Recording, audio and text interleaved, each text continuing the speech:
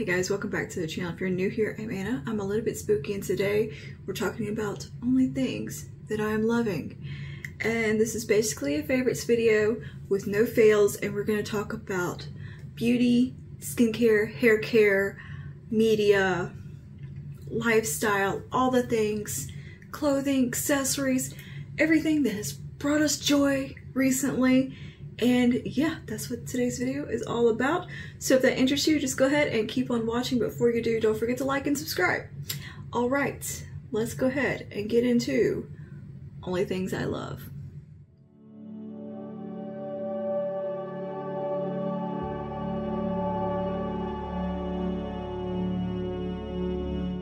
Wait, can we just ignore the hair a little bit today? I used a curl cream and I used too much of it. I goofed. I goofed. So yeah, things are a little weird in the hair departments. It was just a little bit too heavy for me, and I think I just used too dang much because I wasn't really paying attention and just going in. So my hair feels weird and is a bit sad, but anyway, we'll deal with it. It's fine. Not a big deal. Can always just wash it. But, you know, you gotta crack a few eggs, try some products, see how they do. Let's go ahead and talk about the good stuff. And I guess speaking of hair, because that's where we started out, two hair products that I'm absolutely in love with, and have done amazing things for me. The first thing here is the Wee Dad Curl Shaper out of Thin Hair Volumizing Jelly. This is an all-day definition with zero crunch. This stuff is so good. This is amazing. It doesn't give me like the tightest, like super curl encouraging curls, but it gives me gorgeous like mermaid waves, volume for days, like big, voluminous, beachy, almost 80s vibe hair that I love. And this so good. It smells lovely as well. Really good product here. I will definitely be repurchasing this because I love it that much. And even though I'm having a bad hair day today because of the curl cream, this does wonders for my hair. It's super lightweight, does everything it claims to do. It's a really good, like almost like one step styler. Like I could skip out on all the other steps and just use this and get great results. This is a really good styler for wavy hair in particular. Wavy fine hair, check this out. All right, next thing for hair, which is another hero product that I'm absolutely loving. And this is from Mark Anthony from the Strictly Curls line. This is the Curl Enhancing Styling Foam with extra hold. It's meant to transform frizzy hair into full shiny defined curls. It has vitamin E and silk proteins. This is one of the best mousses I've used. They call it a foam. To me, it's more of a mousse type product. I think of foams as the ones that's more the pump type of thing. This is one of those you gotta shake up, old school type of mousse product. It's fantastic. It has really nice hold to it. It's definitely been helping with the humidity. Doesn't feel heavy in the hair or anything like that. I actually use these two together some days. Does fantastic. And I've used this on its own and had great hair days as well for like a nice soft definition with some beachy waves going on. Good stuff. So yeah, if you have hair that's fine like mine, kind of that long but fine, loose curl pattern, something like this is really nice to just help things out a little bit. Okay, and that's all for hair. Next thing, skincare. We do have two things for skincare, only two, that I have totally fell in love with and can confidently be like, yeah, these are holy grail products for me. First is the First Aid Beauty Weightless Liquid Mineral Sunscreen with Zinc Oxide Broadband Spectrum SPF 30, and this is safe for sensitive skin. I can use this around my eyes and I don't have any irritation, any burning. My skin loves it. It doesn't feel weird. It doesn't burn, doesn't itch. This is a fantastic SPF. It is a very thin formula. You shake it up and it comes out in a nice kind of, it comes out as like a beige color, and you just work it into your skin. There's no cast or anything like that. If anything, it kind of takes down my redness a little bit and gives my face a little bit of color and a beautiful glow that's not an over-the-top like flawless filter glow either. It's just a nice glow, and it blurs pores. It looks beautiful. It is a great step that works as a primer and an SPF. Cannot say enough good things about this one. And the next one is from Kinship. This is the Self Reflect Probiotic Moisturizing Sunscreen with Zinc Oxide Broadband SPF 32. This one, very similar in the appearance on the skin with the glow level. This one comes out as a bit of a lighter beige, and it does have a slight cast initially, but once you blend it into the skin, it totally disappears. No itchiness, no irritation here. I can use it around my eyes, no problem. Looks absolutely gorgeous. It kind of blurs pores as well. And it's very cosmetically beautiful. Like, I think that was one of the claims with it, is that it like works as a primer for makeup, and I do think it does. My makeup looks great over top of both these SPFs. I haven't used primer because I've just been using these two, and I think they do such a wonderful job. And this SPF is actually meant to help soothe blemish-prone skin with the probiotic technology to help support like skin barrier. So it's got some great benefits beyond just being an SPF. And yeah, both of these, fantastic products. Love them. I want to check out more from the brands and see if they have higher SPF contents, in fact, because I really like those. Okay, let's talk about makeup.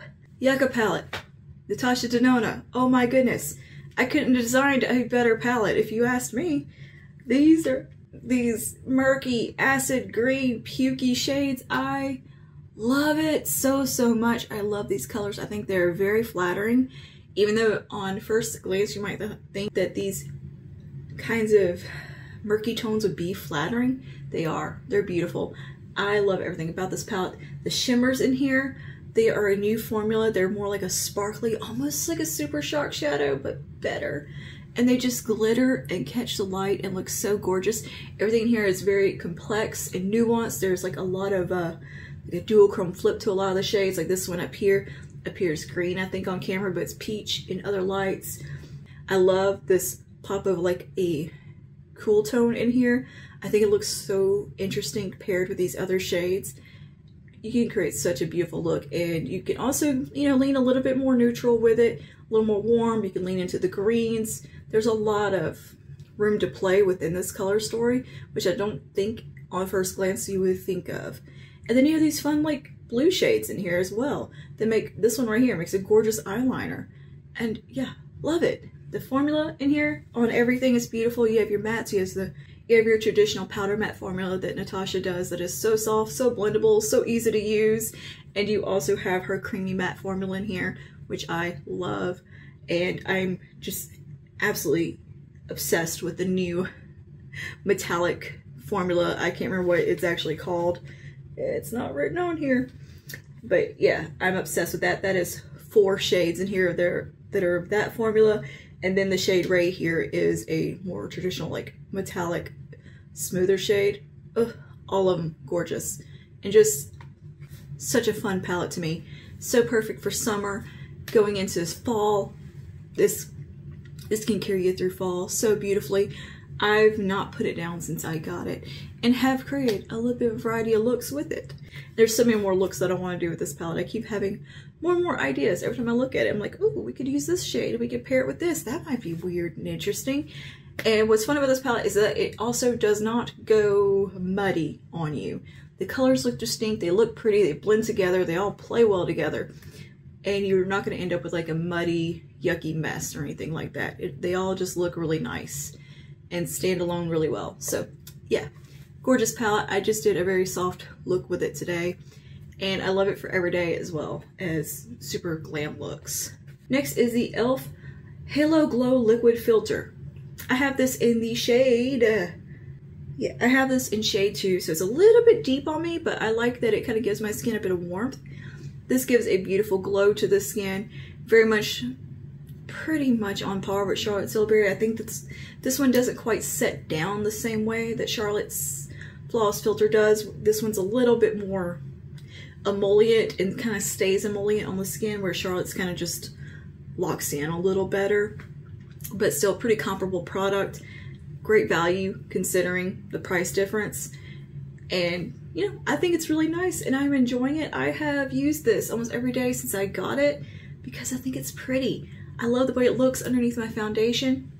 I just think it's a really nice option for a skin enhancer at the drugstore.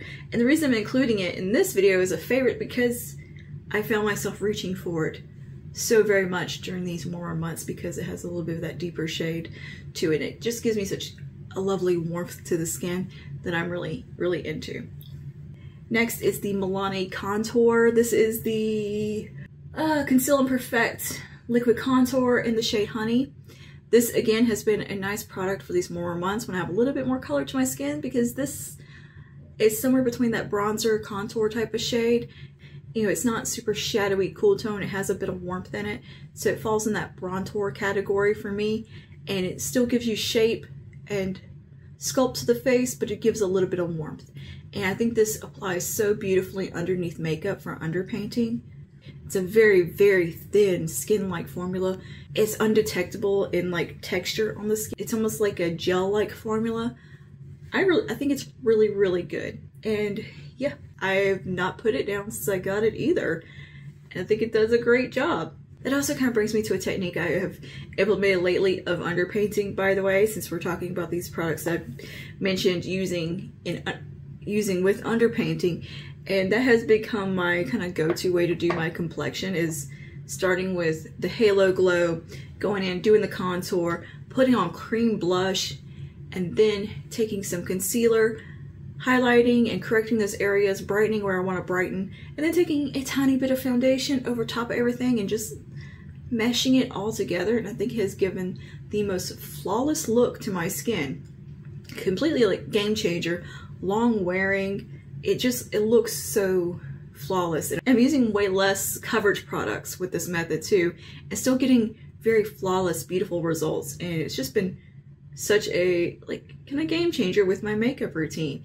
I love it so much. And speaking of new techniques, I also incorporated a different eyeshadow placement of kind of moving things over just a little bit on my eyes, and it gives them a little bit more lift to the outer corner because I have very droopy downturned eyes. And it just kind of makes things a little bit more lifted looking. And I think it has been a little bit of a game changer there as well.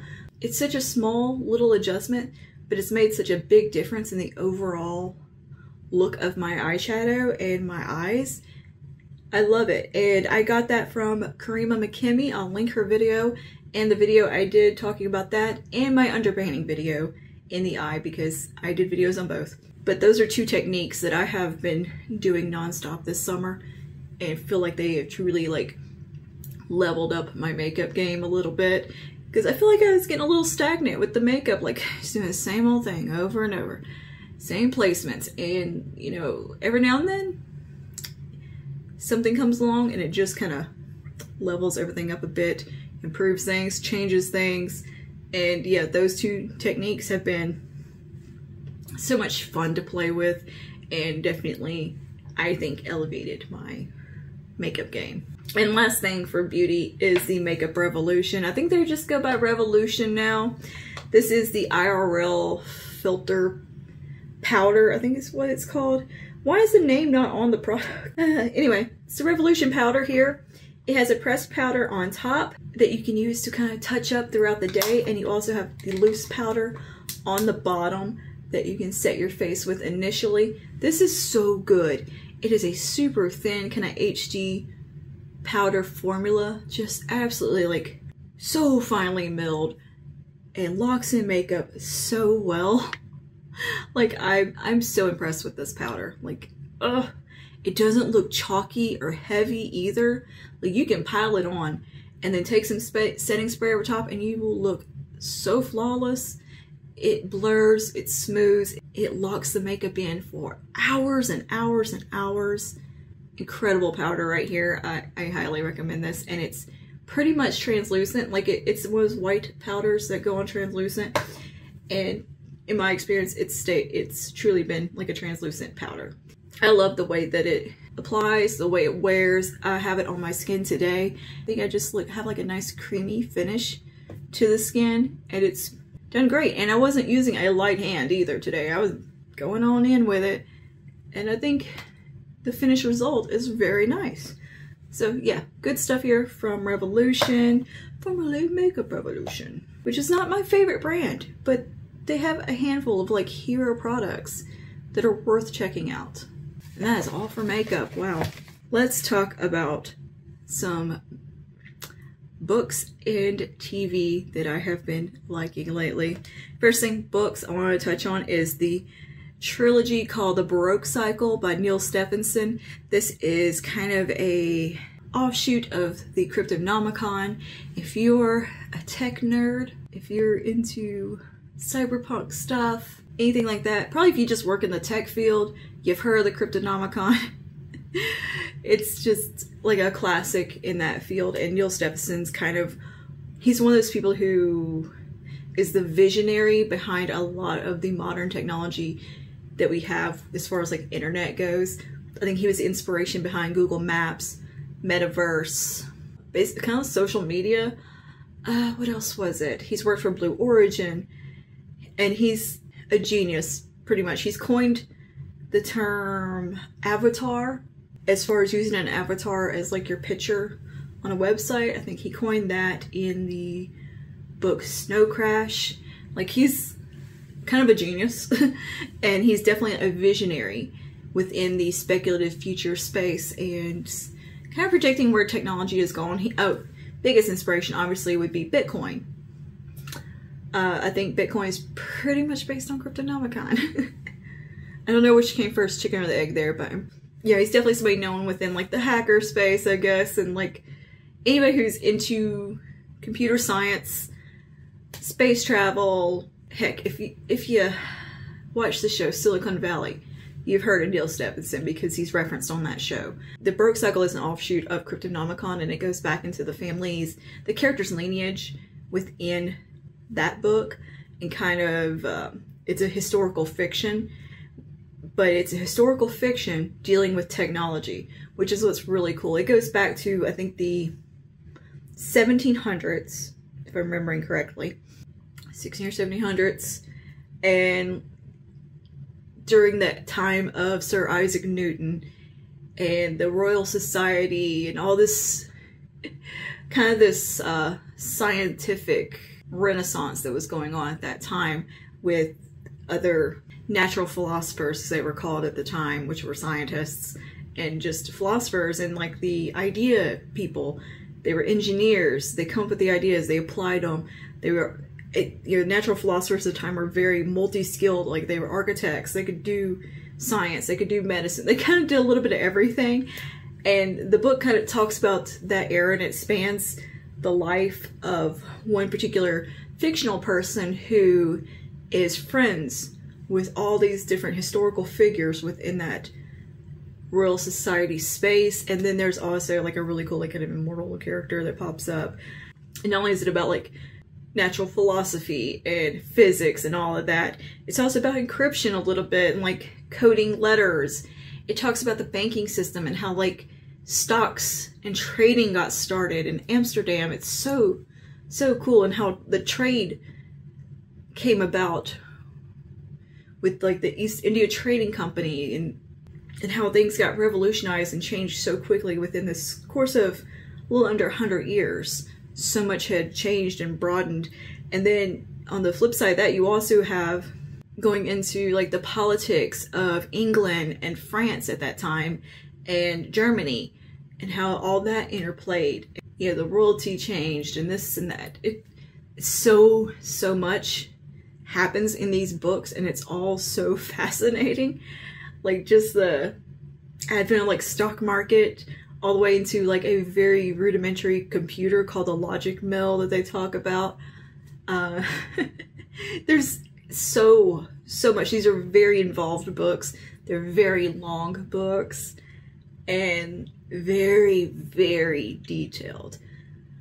I mean, incredibly detailed. But not only is it kind of about the nerdier stuff, but you also have like pirate adventures going on at the same time, and this one character who's an adventurer who goes all the way around the world and does all this crazy stuff, and it's very entertaining and like informative. Like I'm reading them on Kindle, so the whole time I'm reading it, I'm doing that little highlight thing where I can pull up Wikipedia and read what's true, what really happened, are these real characters, these real events, and learned so much throughout the course of starting with Cryptonomicon onto the Baroque cycle.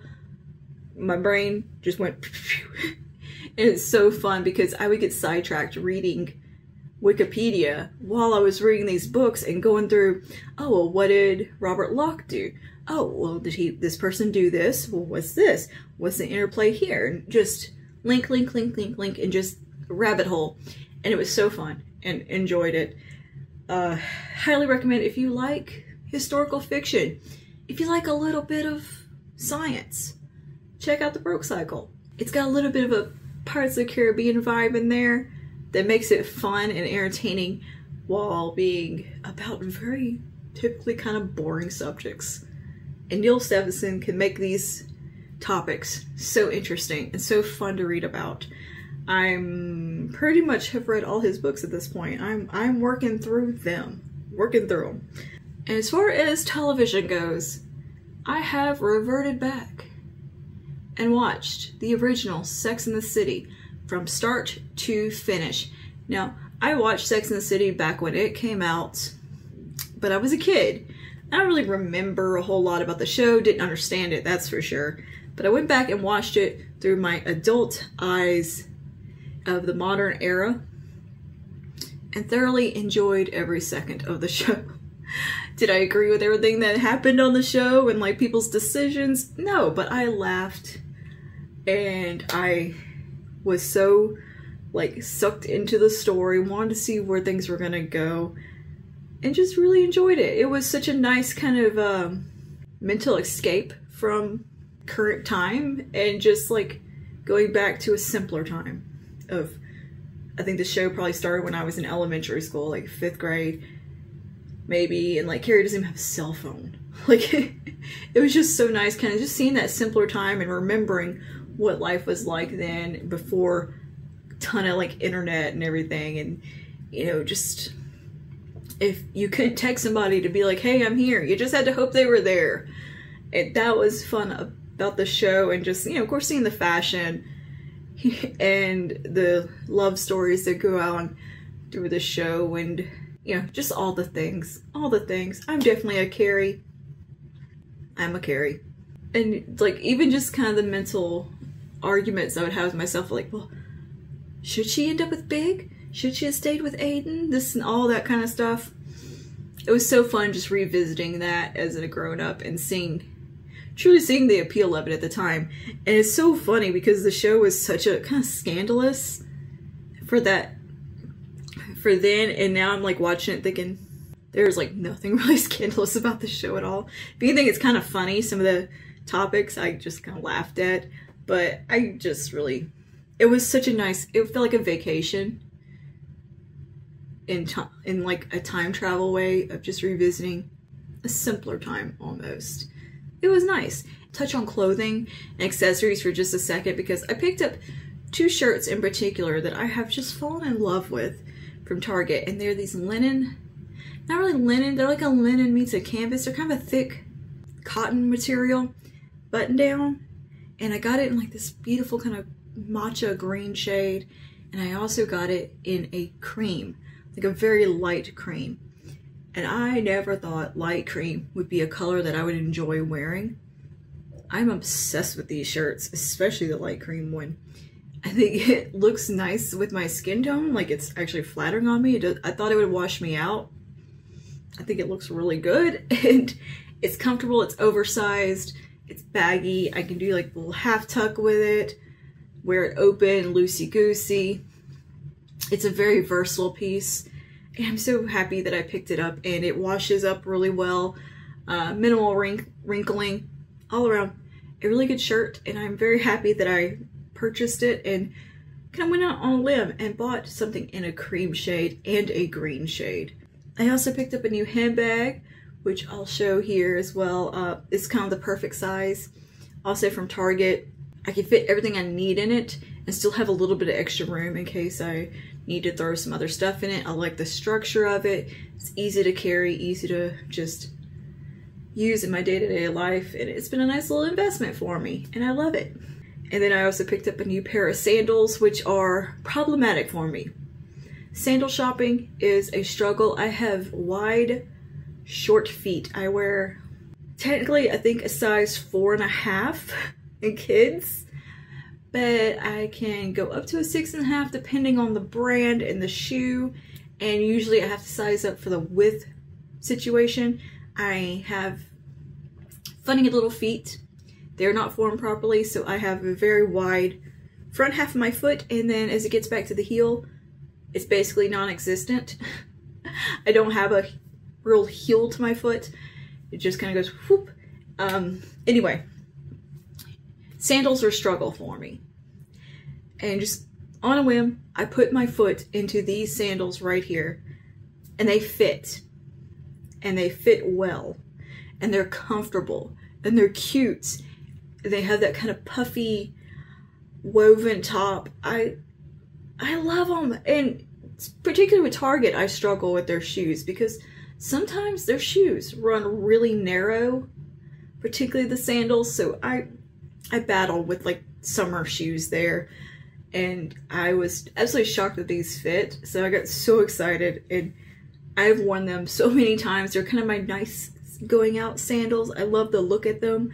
I like that they're very minimal looking, but have that braided detail that gives them a little something special, but they're not like flashy or anything like that, which I posted the other day, kind of a video talking about quiet luxury, which has definitely been my kind of biggest like fashion inspiration this past year, has been moving into more of a minimal look with my fashion, my accessories and everything. Just kind of pare things down a little bit, maybe have a pop of color or like one kind of statement thing, but everything's been very simple, no branding, things that you can look at and you don't know if it came from Target or if it came from Gucci. Like just kind of simple, unbranded, just it looks high-end just by the style of it, but it's not flashy. It doesn't have brand name all over it. I've never cared for stuff with a ton of branding on it anyway. But my kind of real goal here is I'm doing the quiet luxury thing, but I'm catfishing with it. I'm doing it on a budget. I'm shopping at Walmart and Target. But would you know I shopped at Walmart and Target? No. Do I care if you know I do? No, because I tell you. But just, it's not really about like the price point of the items to me or the quality or whatever. It's more of a look that the items have, that minimal, clean look to them that I really like, and just, I don't know. It's kind of my fashion inspiration lately, and it's where I've been leaning for a little while with it, and I'm having fun.